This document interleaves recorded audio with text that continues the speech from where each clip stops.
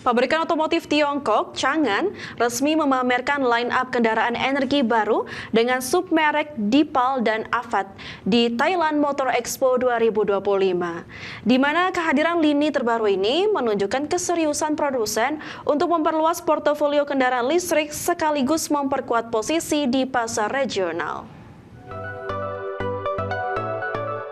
Pabrikan asal Tiongkok kembali menarik perhatian di salah satu pameran otomotif terbesar di kawasan Asia Tenggara, yakni Thailand International Motor Expo 2025 yang berlangsung di Impact Challenger, Muang Thong Thani.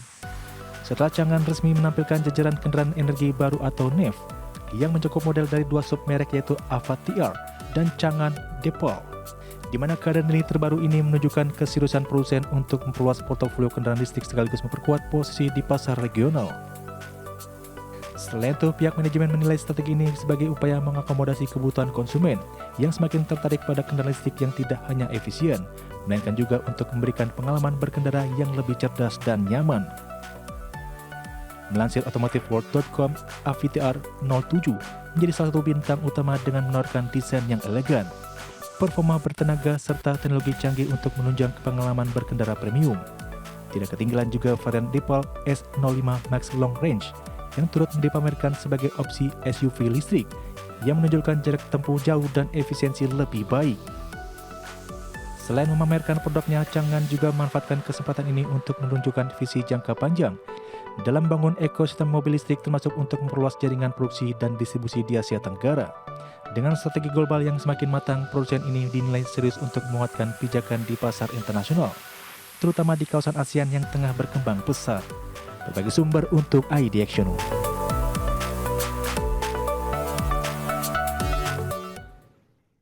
Perodua resmi meluncurkan kendaraan listrik baterai pertamanya, QVE, sebagai langkah besar Malaysia memasuki pasar EV massal. Model perdana ini dikembangkan dengan investasi 800 juta ringgit dan diproduksi di fasilitas manufaktur terbaru perusahaan. Perodua memperkenalkan QVE sebagai kendaraan listrik baterai pertama mereka, menandai era baru bagi industri otomotif Malaysia. Mobil ini dikembangkan dengan biaya 800 juta ringgit atau sekitar 3,2 triliun rupiah, menunjukkan komitmen serius perusahaan menuju elektrifikasi. Unit tersebut diproduksi di fasilitas manufaktur terbaru Perodua yang dirancang untuk mendukung produksi kendaraan energi baru. QVE dibanderol Rp80.000 atau sekitar 320 juta rupiah, belum termasuk baterai yang akan disewakan kepada pelanggan. Mobil ini menggunakan baterai lithium besi fosfat dengan jarak tempuh hingga 445 km dalam sekali pengisian. Skema sewa baterai disebut memberi fleksibilitas biaya bagi konsumen dan menekan harga awal pembelian. Presiden dan CEO Perodua Zainal Abidin Ahmad menyebut produksi awal QVE berada di level 500 unit per bulan. Kapasitas itu akan ditingkatkan menjadi 3.000 unit per bulan pada kuartal 3 2026, seiring penguatan rantai pasok lokal. Adapun Perodua juga menargetkan tingkat lokalisasi komponen di atas 50% pada awal tahun 2026 dan mencapai 70% pada tahun 2030, sekaligus mengikuti langkah Proton yang lebih dulu mengumumkan merek EV pada tahun 2024. Sebagai sumber untuk ID Action. Penjualan global TikTok Shop menembus 19 miliar dolar Amerika pada kuartal 3 2025, nyaris menyamai capaian eBay di periode yang sama. Angka itu menunjukkan lonjakan pesat bagi platform yang baru berusia 2 tahun tersebut.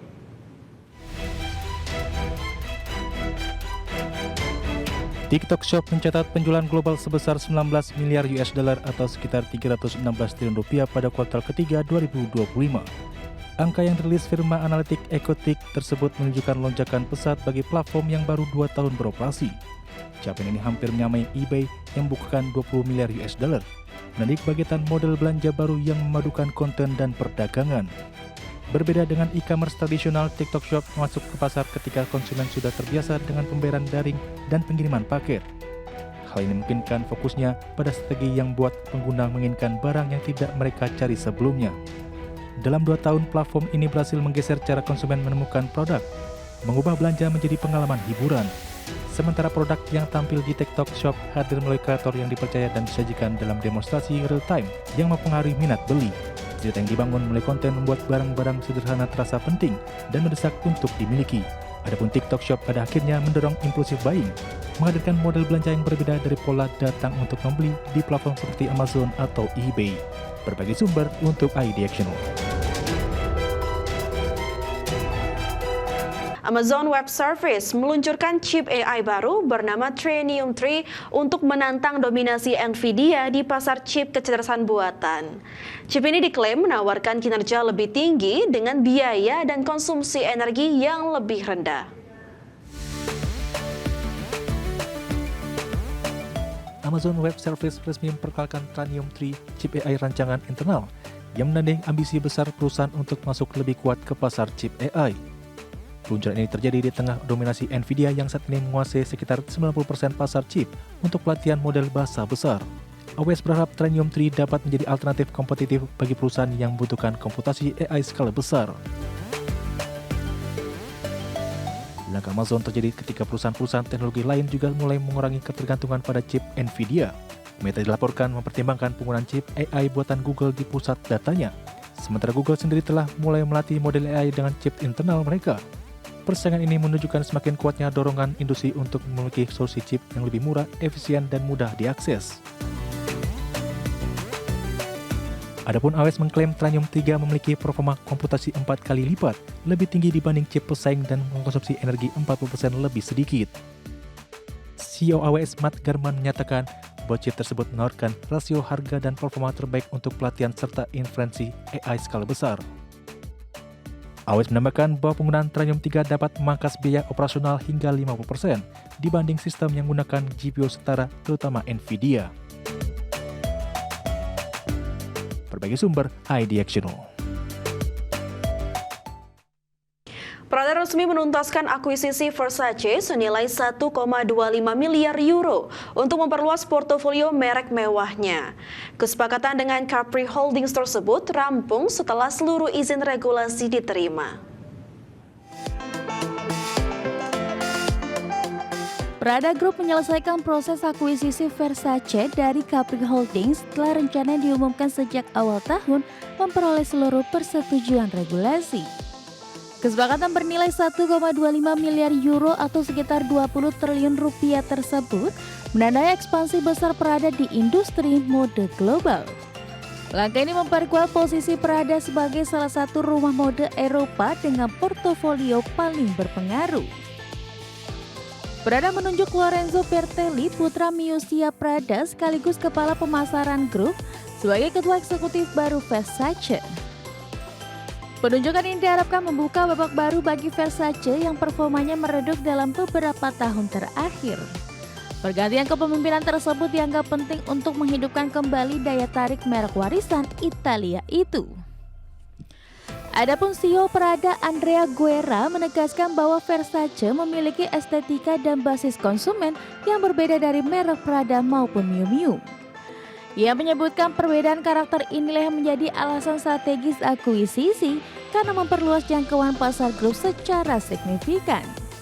Guerra optimistis sinergi kedua rumah mode besar ini dapat mengembalikan pamor Versace di pasar global. Berbagai sumber iDiactional. Pemirsa, Omnicom akan memangkas lebih dari 4.000 karyawan dan menggabungkan sejumlah merek agensi besar usai akuisisi senilai 13 miliar dolar Amerika terhadap Interpublic Group atau IPG. Langkah besar ini muncul di tengah tekanan industri periklanan yang kian berat akibat penetrasi kecerdasan buatan. Omnicom mengonfirmasi rencana pemangkasan lebih dari 4.000 posisi sebagai bagian dari integrasi besar dengan Interpublic Group. Penggabungan ini terjadi setelah transaksi akuisisi senilai 13 miliar US dollar yang menjadi salah satu merger terbesar di industri periklanan dalam 2 dekade terakhir. CEO Omnicom John Ram mengatakan pemangkasan terutama menyasar fungsi administrasi, namun beberapa posisi kepemimpinan juga ikut terdampak. Meskipun sektor periklanan global kini menghadapi tekanan besar menyusul pesatnya perkembangan AI yang mulai menggantikan proses kreatif tradisional. Raksasa teknologi seperti Meta juga mempermudah bisnis memproduksi iklan dalam jumlah besar dan kecepatan tinggi sehingga menggeser posisi agensi konvensional. Kondisi ini memicu gelombang restrukturisasi di banyak grup perikanan global termasuk WPP dan Publicis.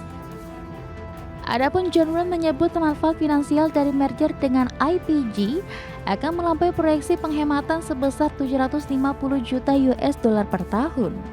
Ia menegaskan integrasi ini bukan hanya langkah efisiensi tetapi strategi jangka panjang untuk menjaga daya saing di tengah transformasi industri. Omnicom sebelumnya juga telah memangkas sekitar 3.000 karyawan pada tahun lalu, sementara IPG memangkas 3.200 tenaga kerja dalam 9 bulan pertama 2025. Berbagai sumber, IDX Channel.